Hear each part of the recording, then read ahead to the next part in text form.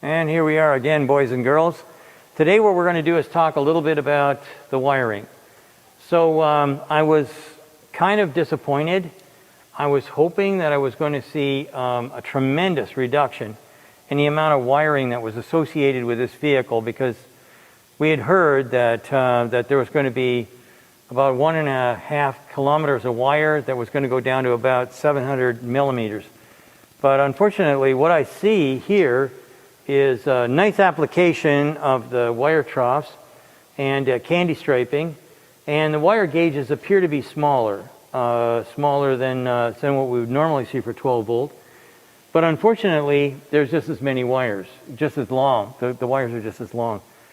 Now, if we wanted to reduce the wire gauge, maybe it'd be better if we went to 42 volts. That would be a good idea. But we were kind of hoping that we were going to see a difference in these in the length of the wires. There's other aspects that you can do to do this kind of a job. One of it is called communications over power. So you have a power line and you actually add communications to it. Unfortunately, we didn't see that, as you probably know, and it'll be in our reports, of course. But the Tesla folks have got a patent on using what do you call it, ribbon cable and things like that, and trying to get rid of CAN and moving towards something like Bluetooth or what have you. So that's one thing that's a bit of a disappointment. The other thing is we were kind of hoping that I was going to be able to see. I was going to be able to see something that turned this into a dual directional kind of cable, so that if somebody's dead on the side of the road, you can plug in here, and you can plug your buddy in who's got the issue at the other end. But it doesn't look like that's in there. We see a lot of redundancy. We don't exactly know what it's for, but there's a lot of redundancy on the circuit boards.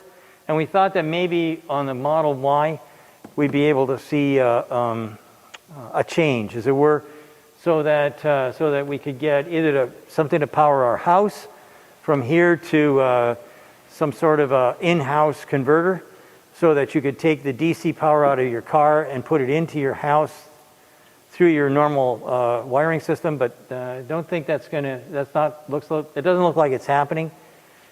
And then the other thing was, like I said before, you've got a friend in need, and you want to try and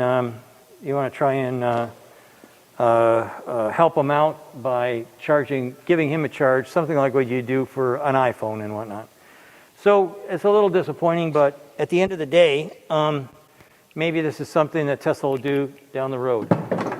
So let's just come over here and have a look at one thing that we've just discovered. So if we look at if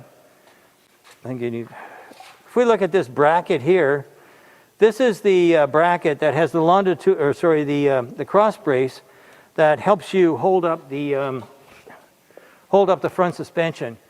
And in the past, Elon had said that he was going to be able to take, or customers that had the Model 3 were going to be able to put a second motor in it if they had only bought the single motor application. So let's come over here and see what happened. So this is the Model 3, and if you look right here, I circled these bolts because I had no clue what the hell they were for. They meant nothing. They didn't go anyplace and whatnot. And then if you look at that black bracket, that's the bracket that was on the opposite side of the Model 3 or the Model Y. And you can see that, yes, indeed, Elon told the truth. And if you want to pop in the second induction motor into the front of your car, there's potential to do that, potential to make it happen. It fits perfectly. So these are two little things that I didn't like, or let me rephrase, I was disappointed at in the Model Y. But the Model 3 has this little Easter egg or birthday gift or whatever you want to call it, that you can do if you are a retrofitting kind of guy. So for the mechanics. Anyway, let's just pop over here and look at what we're going to be working on in the very near future. So this is the famous Octobottle, and if you have a look, you can see that this thing has got pipes going in every different direction, and what it's doing is basically feeding the power to pretty much everything that has to be cooled or heated. We talked about the heat pump here before, and you can see that there's pipes coming to and from there, and you can see that the high and low pressure sides of this thing are heading around the corner and straight into the Octobottle. So this is kind of fun. We're kind of happy about that. The other thing that we've heard just recently is that this has a short circuit, which would mean that the short circuit would mean that you could get heat faster out of the heat pump, and so we're happy to hear about that. Anyway, this is kind of something that we're excited about, and we're pretty sure that that we're going to be able to get the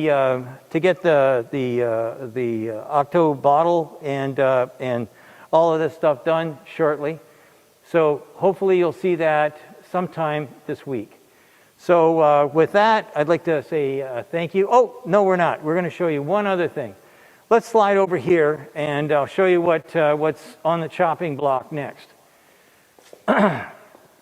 This is the front cradle with the motor and a suspension system, all kind of like in one big lump. So if we look at this electric motor and gearbox and half shafts, this looks very, very much the same as what we would have found on the Model 3 with the dual motor configuration. So those two brackets that I showed you a little while ago, they fit right in over here to hold the right here to hold the product together. So anyway, we're pretty happy about the way everything's going here. This is going to have lots of reverse engineering, if you like, in it, reused parts.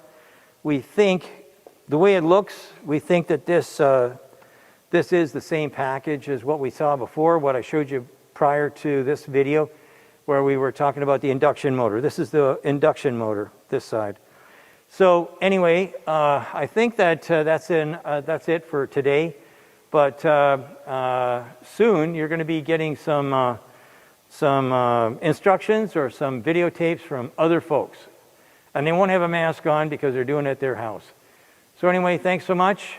And remember to either tip your cashier, or if you're shopping at a big box kind of grocery store, buy those little cards and hand them over to the manager or guy in charge, and they'll take that and distribute it amongst their people. So we're all in this together, folks. Thank you. Have a great day.